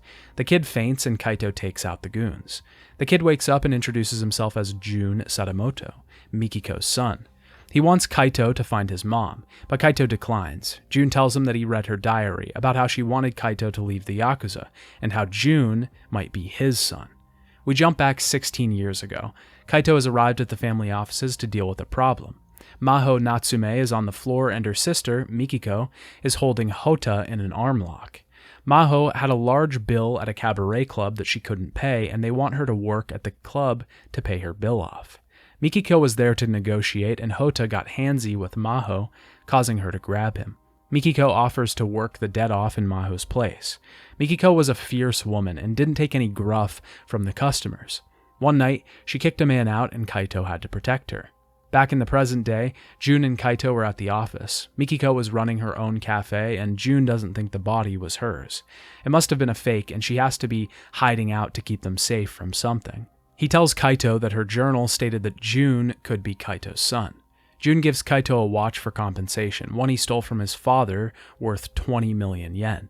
They head to a place frequented by Mikiko, Cafe Alps. Kaito remembers when he and Mikiko used to go there. 15 years ago, her sister had just graduated and gotten a new job. Mikiko's parents didn't like Kaito because he was a Yakuza. We jump back and Kaito finds the manager asleep in the back, waking him up with a megaphone and asking if he's seen Mikiko. He hasn't seen her, but he remembers her. Jun gets into a fight over a Yakuza lighting a cigarette with a kid in the restaurant. We have to fight two bosses here. Before we move on, we should probably talk about the differences in Kaito's fighting style. Kaito is much more of a big, damaging brute than Yagami. He isn't quick like him, and he can't do crazy, jumping, flashy moves. He has two styles, Bruiser and Tank. Bruiser is very much a single-target damage style, big punches and overhand throws. The Tank style is the crowd control one.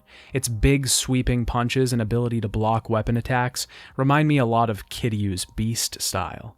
Tank was actually my favorite and was really good even against the bosses in the game. It can also be used to pick up weapons when attacking, which makes it even more similar to Beast. Kaito fights pretty good. I won't say it's as fluid as Yagami's fighting, but it isn't bad. The whole expansion was actually pretty easy, and I didn't find a lot of challenge in the enemies or bosses. The manager thanks them for getting rid of the goons and tells them he saw a woman that looked like Mikiko 10 days ago with her friend Momoko. They head to the Champion District to find Momoko's bar. Two thugs that have a grudge against Jun attack them, and he faints while we have to deal with the bad guys. Jun reveals that he faints when he sees knives because when he was young, he touched his father's knife collection. His father then gave him a small cut to show him what could happen if he played with knives. Momoko says that she hasn't heard from Mikiko, but she knew she was depressed. Maho, her sister, was killed in an arson attack along with their parents. Mikiko could never get her revenge because the man took his own life after he was caught. The two head to Kamurocho Theater and find a janitor who says she remembers someone asking for Mikiko a year and a half ago. She tells them she'll call them when she gets back to her house. Outside, Bato men want Kaito to hand over Jun, but he declines and we defeat them. Igarashi grabs Jun and holds a knife to his neck. They hit Kaito and take Jun away. Kaito heads to their office and figures out they're moving. The moving company gives him the new address, though. They're at the building that used to be KJ Art. Kaito finds Jun upstairs and Senda calls in the ex-Omi Alliance patriarch, Fudo Oshikiri. We fight him, and again, it's not particularly difficult. We can kind of tank through most every boss. Landing a good tank combo can take off a huge amount of the enemy's health, and throw in some mortal reversals and X actions, and they're gone. Fudo lets the man go as he's reminded of his own son. Jun wants to meet Kaito at the batting center. There, Kaito tries to contact Jun's father and get him to take him, but Jun fucking eats the card like a Chad. His father doesn't care about him and didn't even know he was missing for a week. Jun wants to become a Yakuza because he wants to be like Kaito, but he tells the kid that he can be strong without the Yakuza. He lets Jun come along as long as he can keep out of trouble. The two head back to the office, but before they enter, Kaito notices there's smoke coming from inside. He uses the drone and finds out there's Bato men in there. He calls the cops and the men escape. The janitor finally calls back and says the man looking for Mikiko was Yasutaka Shirakawa, who works in Shirakawa Clinic. We see someone from the shadows watching Kaito and Jun, tailing them. Kaito has a dream that he's with Mikiko, having breakfast. There's a Yakuza raid going on today, but he doesn't want to go because he wants to be with Mikiko. Jun wakes him up and they're at the clinic. Shirakaba invites them in and talks to them about Mikiko. Shirakaba says he lives near a waterfall, which is a common spot for taking their own lifers, and a corpse was found which was thought to be Mikiko. The DNA match was a 99% certainty. There was a photo of her and Jun at the Millennium Tower on her body.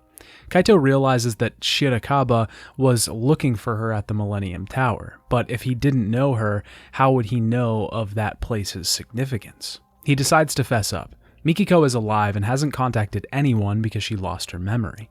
He faked her death to protect her because people were looking for her. 10 days ago, she left and said she had unfinished business. Shirakaba never told Mikiko anything about her life that he found out. He reveals that he was in love with her and wanted to keep her in the dark so that she would stay. Outside, a gang named the Crimson Lotus shows up for Mikiko, led by a man named Nishio.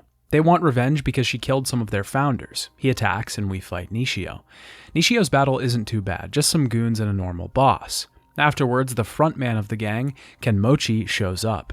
He's an underground fighter and rips a lamp from the ground, attacking Kaito. This one's a little more tough because Kenmochi's attacks are hard to dodge. They're wide sweeping and his weapon does a ton of damage. Shirakaba takes Kaito and Jun back to Kamurocho. Shirakaba wants to propose to Mikiko and finds out that Kaito used to be with her. Back in the city, a building is on fire and they see Mikiko fighting Crimson Lotus members on the roof. We have to fight our way up the building and eventually see Mikiko trying to get information from a gang member. One of them has already been shot. She tells Kaito that she's looking for the men who really killed her family. The story about the arsonist was fake. As the Crimson Lotus swarms them, Kaito grabs Mikiko and jumps from the roof onto a car. Mikiko escapes and the police surround the area. In the hospital, Shirakaba gives Kaito a list of the Crimson Lotus men that have been killed. They head to the crime scene to look for clues. Sadamoto shows up at the hospital and Kaito fills him in.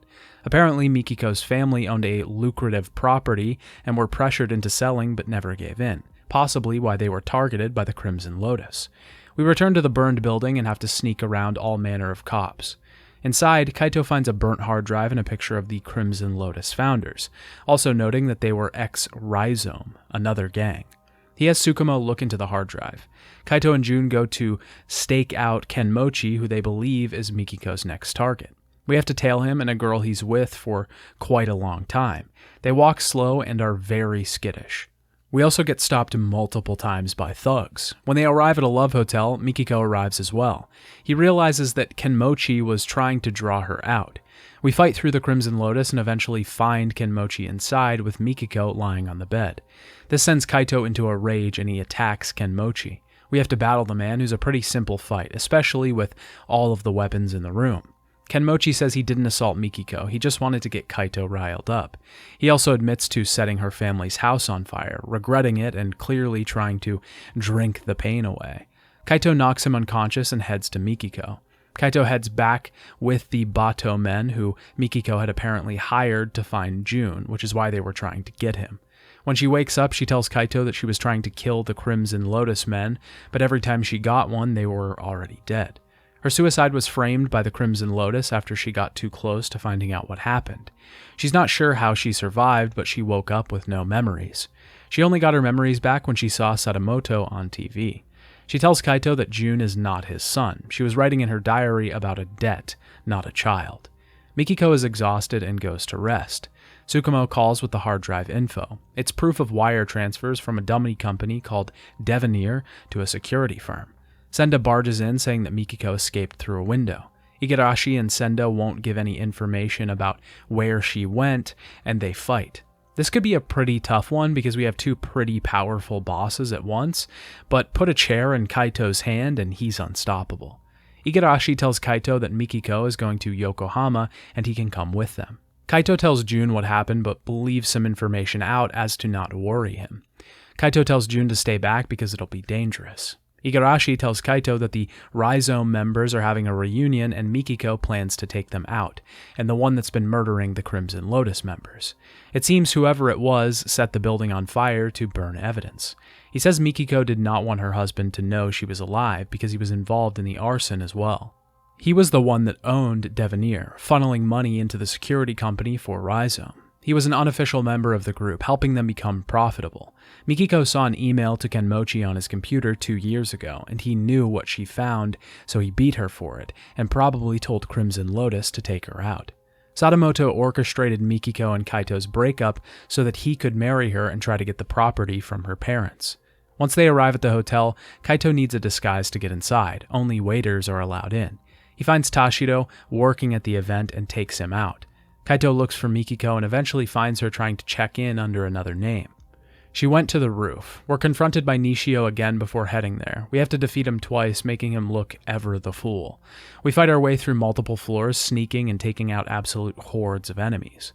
On the roof, Mikiko is pointing a gun at Sadamoto. Kenmochi already has Jun hostage, and Sadamoto puts a knife to his neck. Sadamoto wants Mikiko to shoot Kaito. Kaito works to persuade Kenmochi and tells him that Sadamoto was the one that killed Mikiko's family. Sadamoto confirms this, saying he put sleeping pills in the wine he had sent to their home. The family burned in their sleep.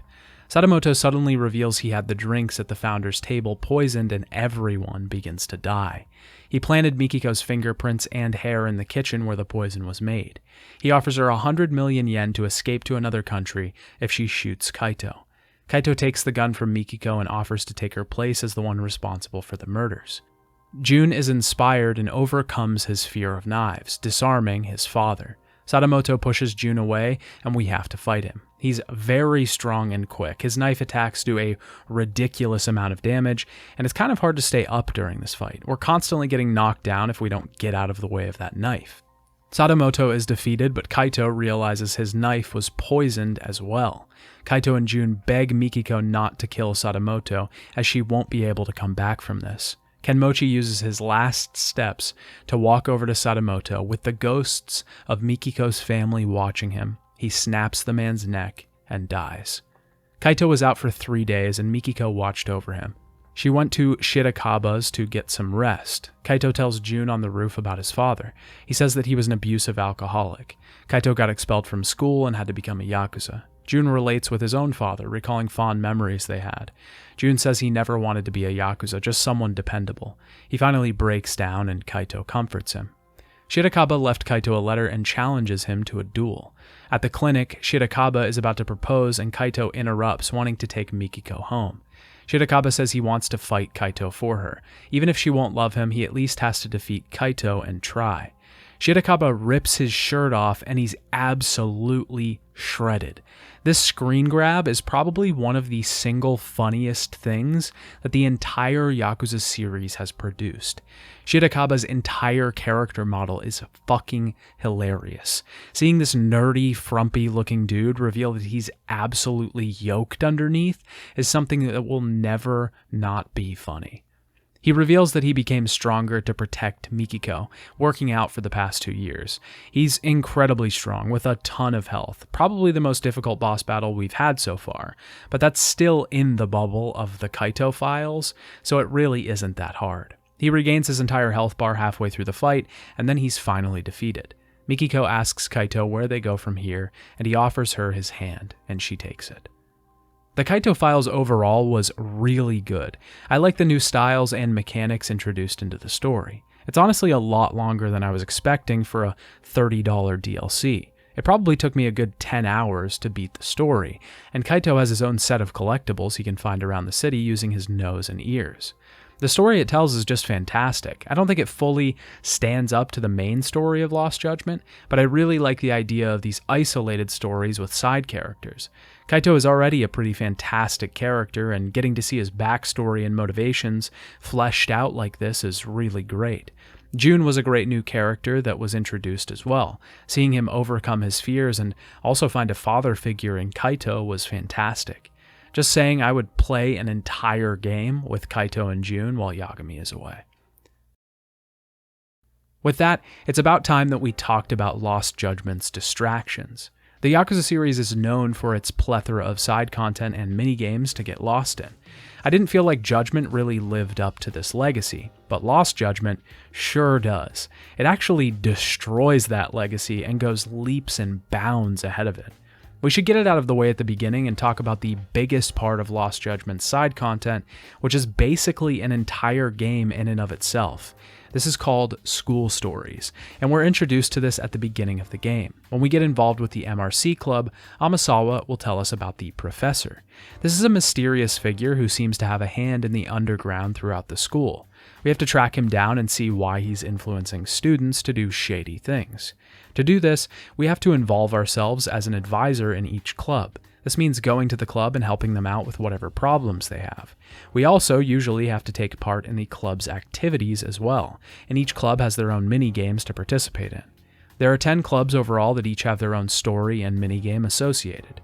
Now, obviously, there's some caveats to this. The MRC is one of those clubs, and this is the club that wraps the entire overarching story up. Certain clubs like the casino and the esports club are very short stories that are usually wrapped up in about an hour. But other clubs like the skaters, boxing gym, biker gang, dance club, girls bar, and the robotics club all have 2 to 4 hour stories with incredibly in-depth minigames associated with them. The skaters have a problem with a rival group. We have to prove ourselves by racing other skaters and pulling off sick tricks in the park. We can get air, grind, collect skateboard points, and use them to buy better boards. It's so incredibly fun and addicting, just like most of the mini games in this game. Upon completing their story, we'll usually find a student that was involved with the professor in some sort of way.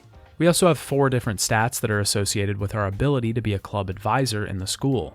These are appeal, teamwork, focus, and guts. Completing parts of different clubs will level up these skills and allow us to access other ones. Certain clubs, like the dance club, will require us to have a high appeal to get further in the story. The dance club alone has an awesome rhythm minigame that sees us mastering songs, picking different signature moves and outfits, and eventually leading the dance club to victory past their problems. The boxing gym has an in-depth fighting game that's much different than street fights. We have to aim on the body where we want to hit and try to get around the opponent's guard. We can guard ourselves to mitigate damage or dodge attacks and slip inside. There's an entire skill tree just associated with this minigame that has nothing to do with fighting outside of it. The whole story revolves around the son of the ex-Omi patriarch, the same one we fought in the Kaito Files. He's an incredibly agile boxer, and we have to get powerful enough to defeat him and figure out what's going on with him. The fights later in the story get particularly difficult and see us actually having to strategize and adapt to every opponent. This is easily one of the best minigames that has ever appeared in the Yakuza series. The Robotics Club sees us competing in robot competitions, developing our own bots, and trying to take territory from the enemy team in matches. The Biker Gang sees us customizing our own bike, racing others on the street. We have to take out their goons first and then beat the leader of each squad. These larger minigames are so fleshed out and well done. Even the smaller ones have good stories around them. They don't have huge, massive minigames, but they still have good little tales that tie into the overarching plot of the Professor. The whole School Stories piece was easily my favorite piece of side content in the game, and I actually think it's my favorite piece of side content in any Yakuza game ever. I would play an entire 3-hour Judgment game that just centers around school stories. Give me tons of minigames and wholesome little school stories, and I'll go crazy. It's just so good, and it's literally everything you could ever want in a Yakuza distraction. Yokohama has a lot of stray cats around the city. Yagami can find himself befriending these little felines and increase his popularity. When meeting them, we can give each one a name, but we have to remember that name for next time. If we give them the correct name, we can pet them or give them food. Once we've befriended them fully, they'll start to give us gifts, and these items the cats give are fantastic. There are strange graffiti being placed around Yokohama, pictures of squirrels doing odd things. Whenever we find one of these, we have to do what the squirrel is doing, meaning we have to use one of our gadgets to lead us to a prize. There are tons of these all over the city, here and in Kamurocho, over 50 in total. We can of course get girlfriends in this entry, just like the last one. Completing certain side cases will allow us to take girls on dates, and maybe Yagami will even find love. Yagami has replaced his Outrun cabinet in his office with a Sega Master System. We can find game cartridges and bring them back to the hideout to play some classic entries from Sega. Kamuro of the Dead also makes a return, but this time as Hama of the Dead in Yokohama. It's a very similar game, 5 stages with an X stage at the end. It uses all of the same enemies from before, it's just on a different stage. It's still a great minigame though. Paradise VR is back in this entry, and Tashiro has been hired as a barker for it. We can play Dice and Cube, and it's been slightly changed. We have to actually play against an AI opponent now. Our goal is to get to the finish line before they do. It's still mostly the same outside of that though, a basic board game where we roll dice. We can now use skills that add dice to our rolls. There's new challenges as well to reflect the new mechanics added to the game, like a climbing challenge and a drone shooting challenge. We can complete a specific side case that sees us rescuing a game creator so that we can play his new game, Ercelios, which seems to be a spiritual successor to Boxelios from the previous Yakuza games. This one is pretty fun and surprisingly hard because we have to defeat all of the enemies on the field before the time runs out. Now, I usually say that the bulk of the side content is taken up by sub-stories or side cases in these videos, but that would be a lie, because School Stories definitely holds that title here, but there are a ton of side cases to get lost in throughout Lost Judgment. These are short little stories that see us helping someone with a problem or investigating some sort of mystery. One of my favorites was the mystery of the walking body model at the school. Rumors have been circulating about a science class body model that walks around at night. Yagami sees it when in the school and he chases it down. Hey!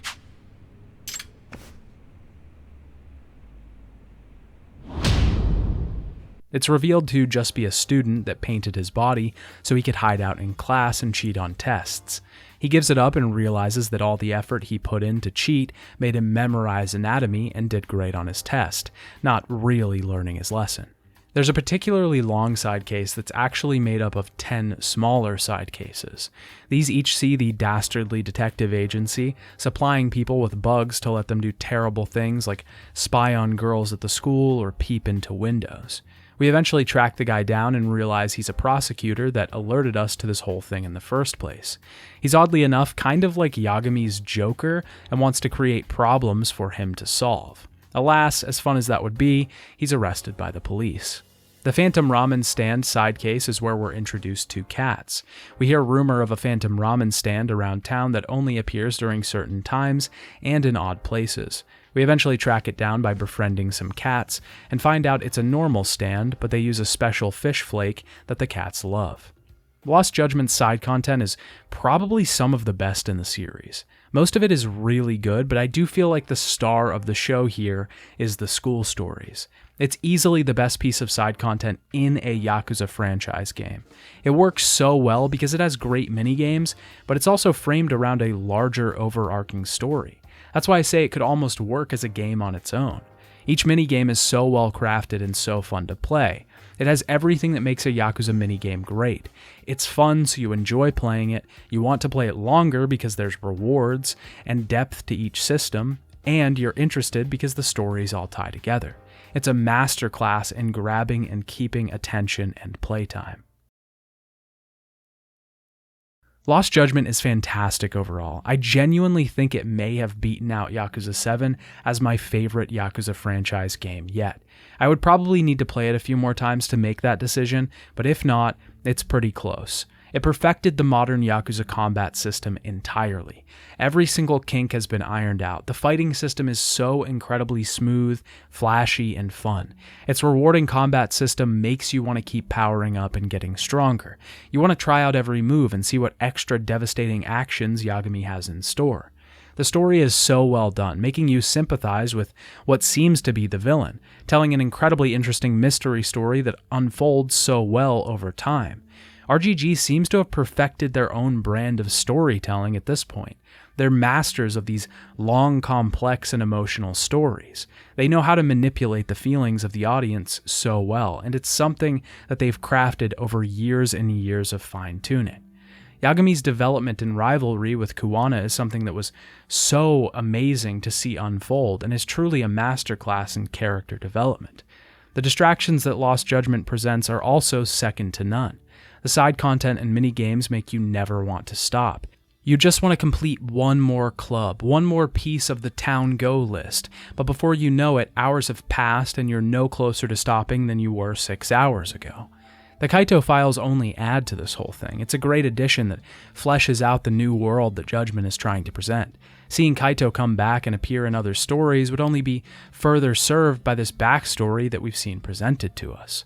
Lost Judgment is a package, a total, complete package, wrapped with silver ribbons and all the accoutrements that you could ever want or need. It's a wonderful game, and I urge you to go try it.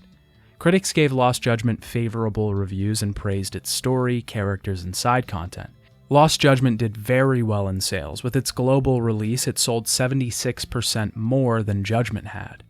But all of this praise and good performance was thrown into question in July 2021, when it was reported that Lost Judgment would be the last game in the series.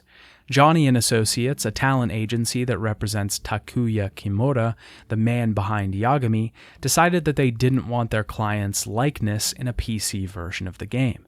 This was due to them not wanting the modding community messing with the game and putting their character in awkward situations, an obviously outdated view. This led both companies to a stalemate, seeming to put the entire spin-off series into question. There is a light at the end of the tunnel, though. On September 14th, 2022, Judgment and Lost Judgment were released on Steam, which seems to imply that the issues have been solved, maybe making way for another Judgment game in the future. I sure hope so. But we'll talk about that next time. Bye, Dad.